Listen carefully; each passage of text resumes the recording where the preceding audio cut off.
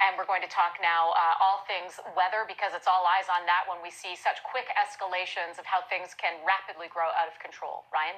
Yeah, Jody, absolutely. And how quickly things can change and move. And we see that even in the smoke.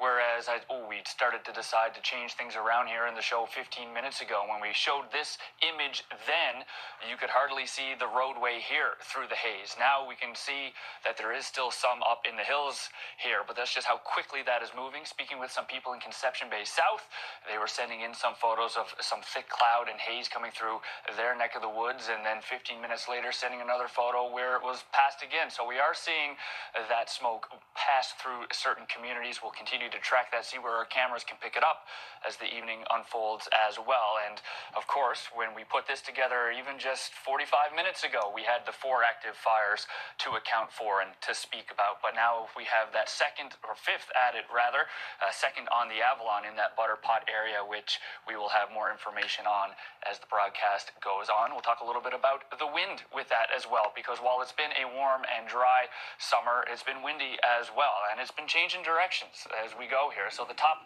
gusts in St. John's today, 41, matching Terra Nova, into the 30s down the Burin Peninsula. As on the west coast, Rocky Harbour was at 61, Daniels Harbour 59, all the way up into the northern peninsula, ranging anywhere from that 45 mark to 70. And we saw 76 up into Labrador for Mary's Harbour, and Cartwright 52, Goose Bay 57. So the wind right now for the island is for the most part coming from the southwest, and you can see those current gusts, and you can compare them to the top where Rocky Harbour has dropped off a little bit. St. Anthony up closer to that 60 mark, St. John's sustained around 30, gusting to 40 at times. Now what we're going to see for the island is that wind shift from the southwest to the northwest.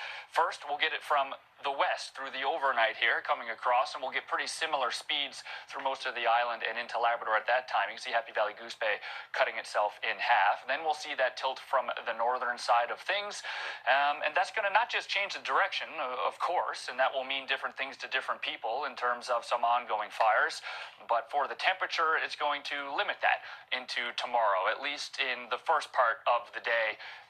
We're going to see some lower temperatures compared to what we're going to see in the back half of the week, and then we'll see things kind of shift and shape around. And you remember last week, the last time we saw winds coming from a bunch of different directions like this, it was because of a low pressure system moving south of us. I called it jamming up the wind and changing the directions. Well, we have a big one moving south of us, a tropical storm, in fact, by the name of Dexter. So at 6 o'clock, we'll dive into that, showcase exactly what that means for the province. It looks right now like it's tracking to miss, but that means it's likely to suck the wind in towards it and change the directions and the speeds all around. Off the Grand Banks, likely to get some extra wind once that does pass by. Now, anyone looking for some precipitation? Once we look in the 5-day forecast in the 6 o'clock, there's not much there. We have a whole lot of sun coming. The temperatures are going to rise again. Nature and weather is always trying to balance itself out. So with that tropical storm moving south of us, that's a low pressure system.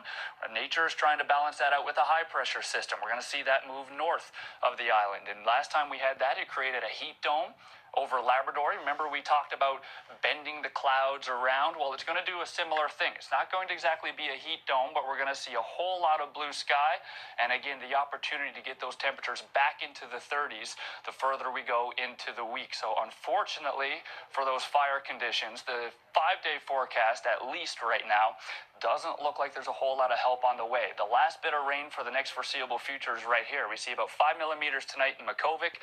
We see a little thin band of rain passing through parts of central and out to the Lumsden area as well. And once that is out the other side, we're going to see the clouds move away, that high pressure system roll in.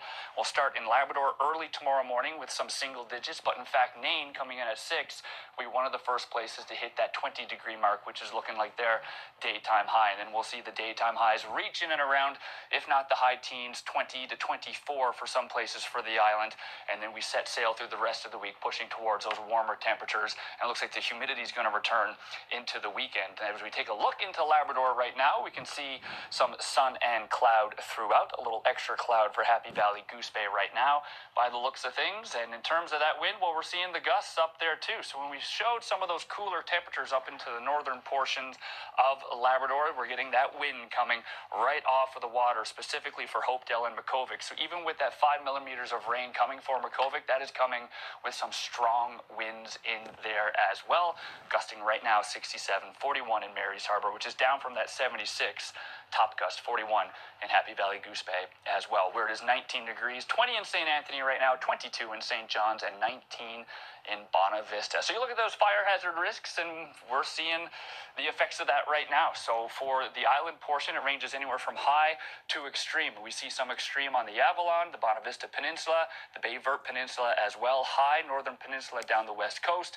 We get very high on the south coast as well. Up in Labrador, we do have some sections of low. It looks like Labrador City through to Happy Valley Goose Bay, a moderate in there, but a high and very high as well. It's just been a dry summer, and actually in the 6 o'clock, we'll do some comparisons compared to historical averages. But as I mentioned, in terms of precipitation and cooler temperatures, we're just not seeing it. Central getting up to 29 on Thursday, northern peninsula up to that 24 mark, 30 for Happy Valley Goose Bay, southern coast there, 23 on Thursday, and in that 25-degree range for the Avalon. So we'll turn this 3-day into a 5-day forecast, Jody, and talk a little bit about what that means for a whole lot that's going on in the province here this evening.